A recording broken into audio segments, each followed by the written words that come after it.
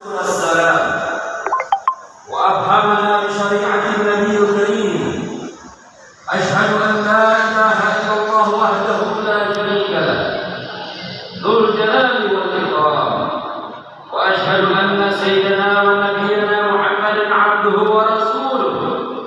اللهم صل وسلم وبارك على سيدنا محمد. Kita masih bernikmat iman dan Islam serta kesehatan dan kesempatan untuk berkumpul di sini guna melaksanakan berbagai ibadah kepada Allah Subhanahu wa taala, termasuk melaksanakan salat Idul Adha pada pagi hari ini. Kemudian salawat serta salam kita haturkan kepada pangkuan kita baginda Nabi besar Muhammad sallallahu alaihi wasallam, seorang manusia mulia dan dari nabi terakhir yang dipilih oleh Allah Subhanahu wa taala untuk menjadi suri teladan yang baik, uswatun hasanah bagi seluruh umat manusia sepanjang masa. Kaum muslimin dan muslimat jamaah Idul Adha yang dirahmati oleh Allah Subhanahu wa taala. Idul Adha merupakan salah satu dari dua hari raya di dalam syariat agama Islam, diperingati oleh kaum muslimin di seluruh dunia dalam rangka mengenang kesolehan dan pengorbanan yang pernah dilakukan oleh Nabi Ibrahim alaihissalam dan putranya Nabi Ismail alaihissalam. Di pagi hari yang diberkahi ini, kita bersama-sama berkumpul di sini di rumah Allah Subhanahu wa taala untuk melaksanakan salat sunnah Idul Adha. Di saat yang sama, hanya sebagian kecil dari umat Islam yang diberikan kesempatan untuk melaksanakan ibadah haji serta merayakan Idul Adha dengan cara wukuf di Arafah atau melempar jumrah Aqabah di Mina. Hari ini merupakan kali kedua di mana kita umat Islam di seluruh Indonesia bahkan dunia merayakan Idul Adha di musim pandemi COVID-19. Juga akibat dari pandemi tersebut, ratusan ribu calon jamaah haji dari Indonesia harus bersyarat untuk kedua kalinya karena belum diizinkan untuk menjadi hamba Allah Subhanahu wa taala di tanah suci dengan melaksanakan rukun Islam yang kelima, yaitu beribadah haji.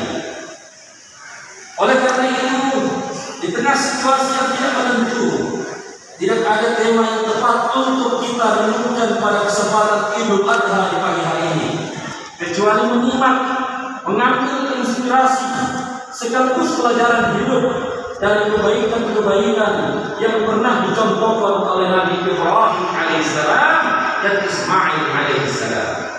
Allahu Akbar, Allahu Akbar, Allahu Akbar, walillahil hamd. Kaum muslimin dan muslimat jamaah Idul Adha yang dimuliakan oleh Allah Subhanahu wa taala.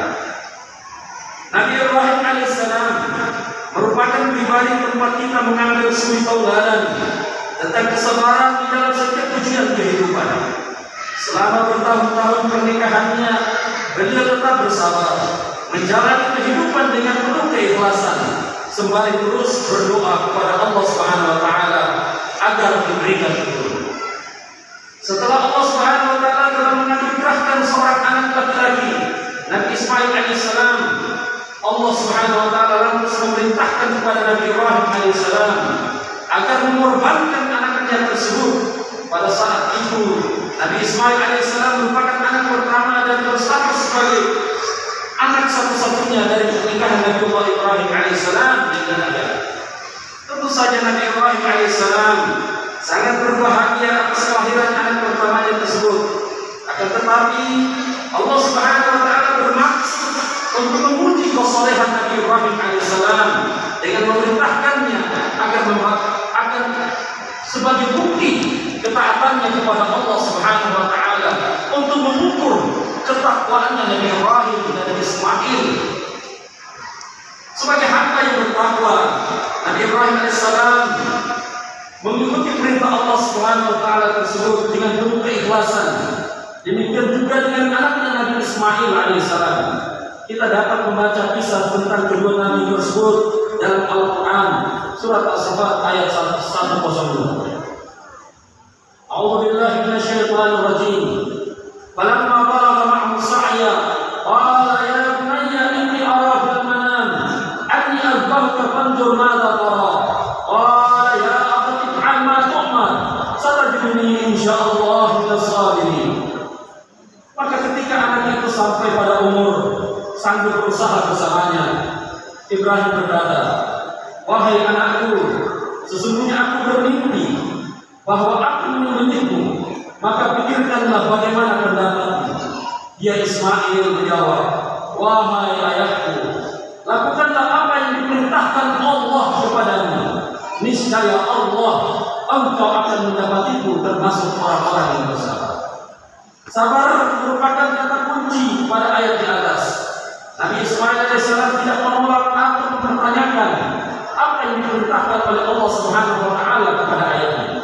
Ia meyakinkan ayahnya bahwa engkau ayahku akan mendapatiku termasuk orang-orang yang bersabar. Atas ketakwaan yang ditunjukkan oleh Nabi Ibrahim AS dan Ismail AS, Allah mengganti pengorbanan mereka dengan seekor hewan korban. Atas dasar inilah setiap tanggal 10 Zulhijjah kita umat Islam memperingati dengan menyembelih hewan korban, diikuti pada 3 hari berikutnya, hari tasyrik yaitu tanggal 11, 12 dan 13 Zulhijjah. Allahu Akbar, Allahu Akbar, Allahu Akbar, walillahil hamd. Kaum muslimin dan muslimat, hadirin jamaah yang dimuliakan oleh Allah Subhanahu wa Ta'ala. Sebagaimana Nabi Ibrahim alaihissalam dan Ismail alaihissalam, umat Islam hari ini dituntut untuk bersabar atas kesusahan hidup yang kita hadapi akibat COVID-19. Di dalam kesabaran tersebut tidak ada salahnya jika kita selalu mengingat bahwa masih banyak anugerah Allah Subhanahu wa Ta'ala yang patut kita syukuri. Alhamdulillah kita masih merayakan hari raya tahun ini meski dalam banyak keterbatasan. Alhamdulillah kita masih merayakan Idul Adha yang juga disebut dengan Idul Kurban.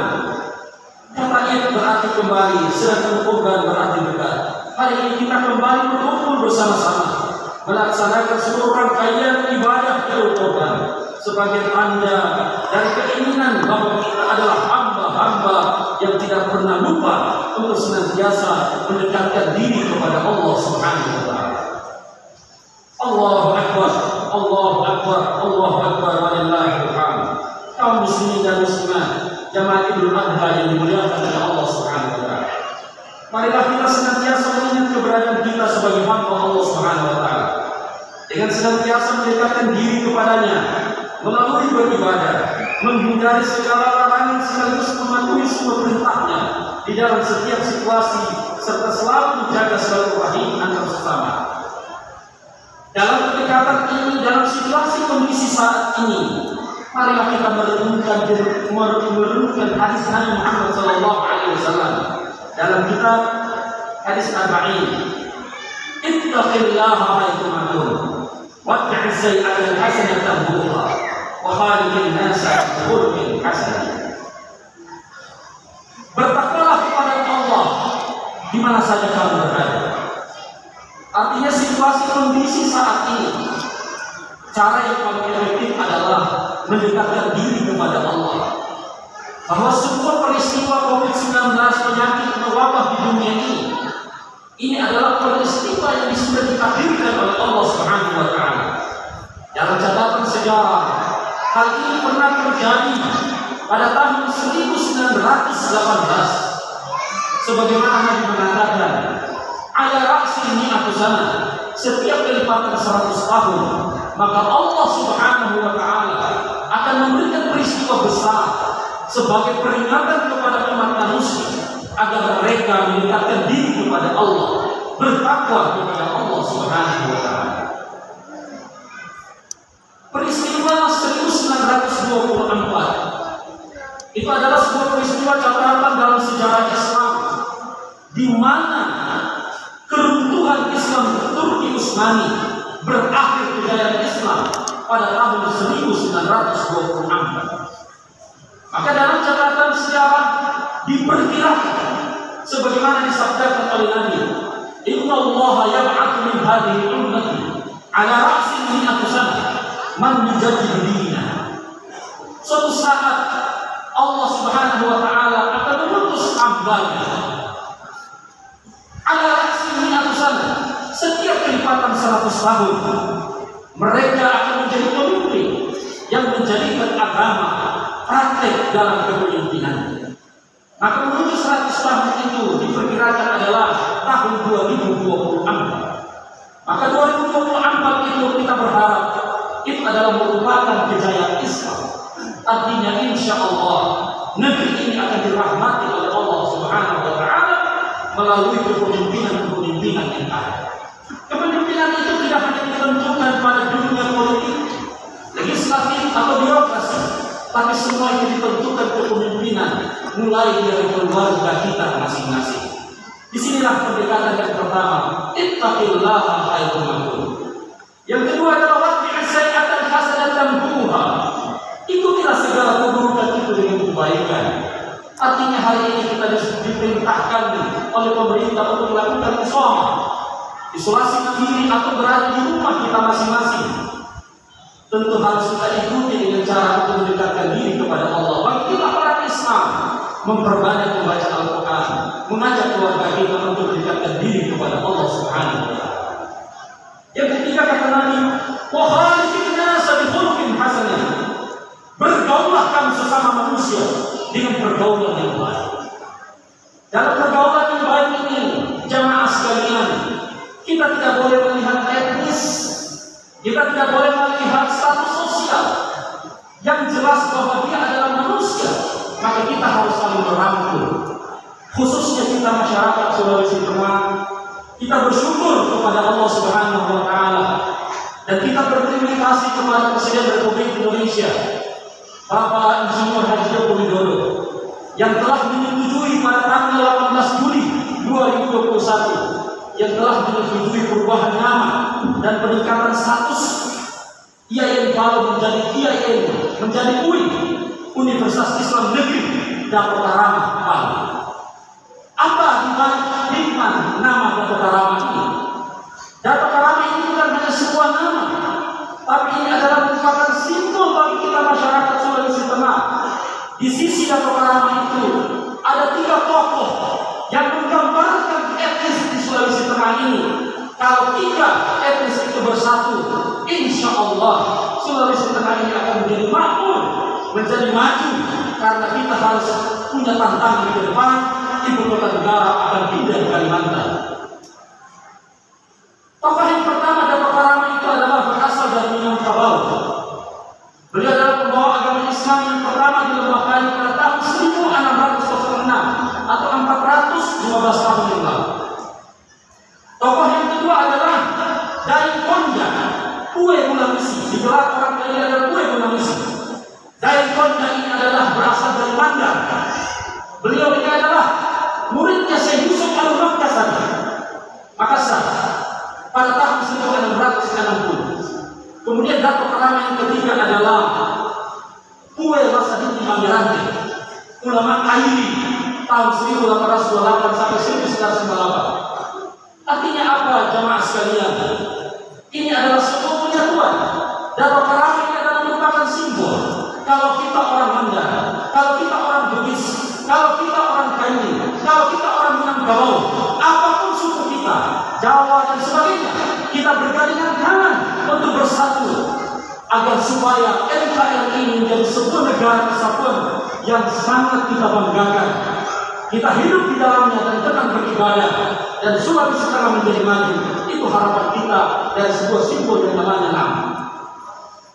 Maka jamaah sekalian, akhir dari semuanya, semoga kita menjadi umat Islam yang selalu mendekatkan diri kepada Allah Subhanahu wa Ta'ala. Menjadi umat ini dianjurkan oleh Syekh Yusuf ada 4. Pertama adalah kita semua harus bersifat ma'rifatullah. Semua kita gantungkan kepada Allah Subhanahu wa Ta'ala. Kemudian yang kedua, berakhlakul karimah. Marilah kita saling menghormati, marilah kita saling menggandengkan tangan, marilah kita saling menyayangi tanpa melihat latar belakang sosial dan etnis kita.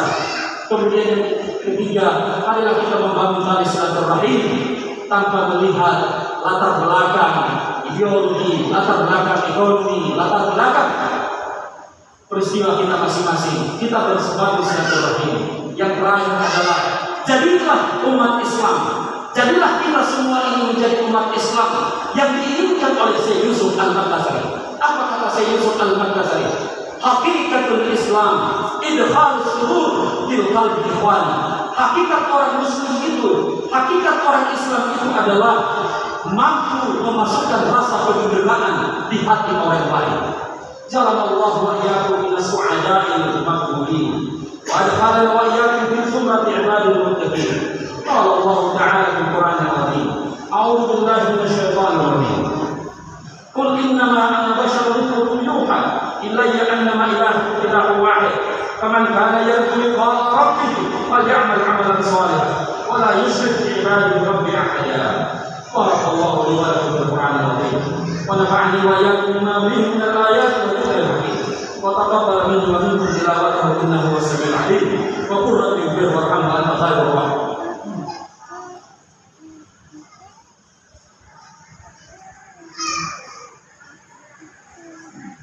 الله اكبر الله اكبر الله اكبر الله اكبر الله اكبر الله اكبر الله اكبر كبيرا الحمد لله كثيرا وسبحان الله بكرة وأصيلا.